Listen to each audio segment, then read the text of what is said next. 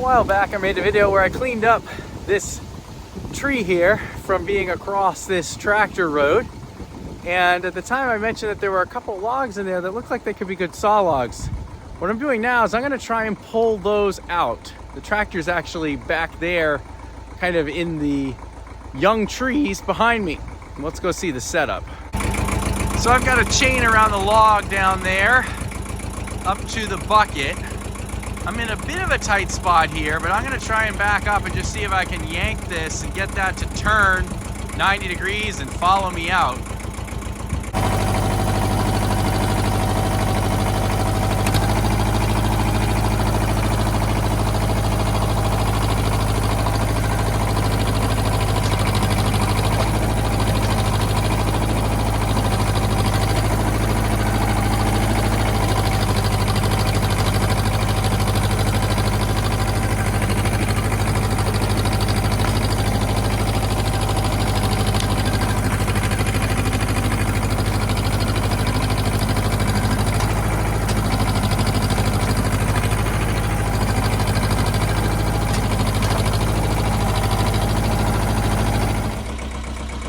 Well, the initial answer was no.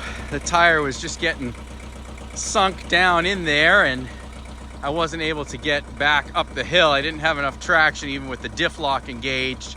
So I've added a second chain. That puts the tractor kind of back on the road or the trail. I'm gonna see if that helps in terms of getting enough pull to swing that around that little tree there and get it out.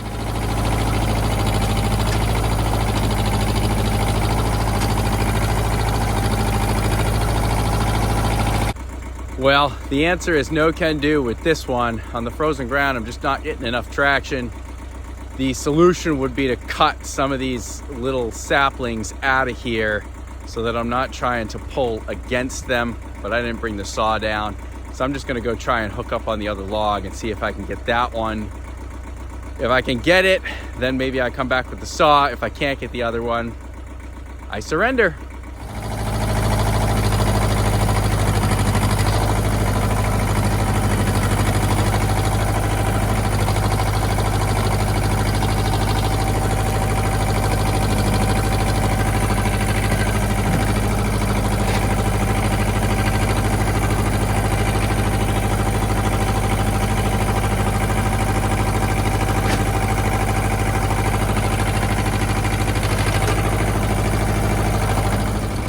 Well, at least this one's going. I'm gonna reset my chain and then give it another pull, see if we can get it out to this trail.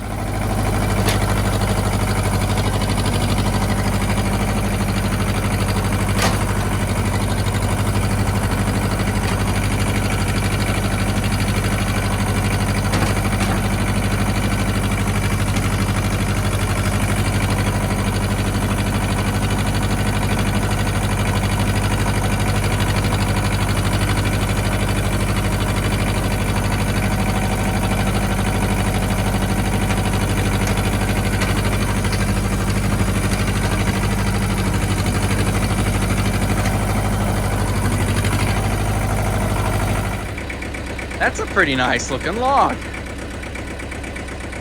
Okay, just got to get this junk out of here.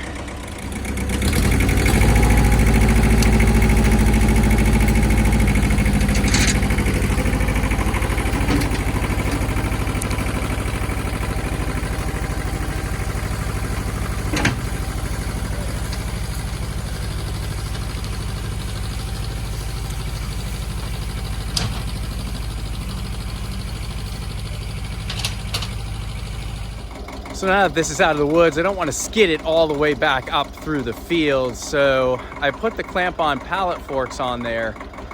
I'm actually not optimistic that this Ford 1700 is going to pick this up that far out from the pin, given that the lift capacity at the pivot pin is about 700 pounds. What we're learning today is there's a lot of times where I could use a bigger tractor. But let's just try this and see what happens.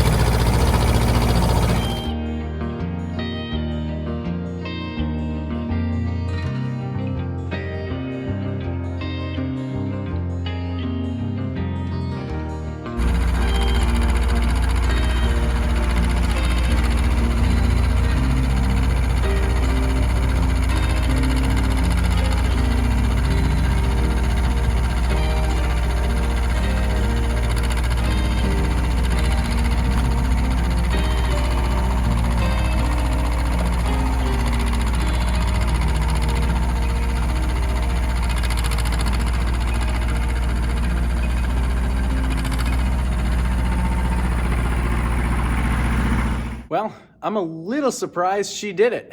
Picked that log up and we got it all the way up through the field. I don't really like to load her and work her that hard. I mean, the loader picked it up, so it's not like I'm overstressing the axle or anything because I could lift it. But the problem is with those clamp-on forks, it really does flex and stress the bucket in a way that it just wasn't meant to be stressed. This bucket had been previously cracked and welded, and we just opened up one of those welds, bringing that log up. So now I got a crack in the bucket again. It's just not really made to do that kind of thing. It really should be using an actual set of forks, or even better yet, a grapple. But getting, a pin-on bucket off and swapping it with a set of forks is kind of a pain, because then when you want your bucket, you don't have it. You got to switch it again, or you convert this to a quick attach system, but then you're going to sink thousands of dollars converting the loader with a mounting plate. You got to convert the bucket, all that stuff. So older tractors, not so great in terms of being able to swap out your front end attachments. You do what you can, and like I said, I try not to overstress it like that, but sometimes this little tractor is just a little bit too small for the things that I'm doing. Overall though, it is a great machine and it runs really strong. So that clamp-on fork generally clamps right about here. There's a thickener or a stiffener on the bottom of the bucket here. The issue is this had previously been cracked and welded many years ago, but now we've reopened that crack right there just from the flex of that load being on the fork on the bucket. It is what it is. When you work your equipment hard, stuff like this happens.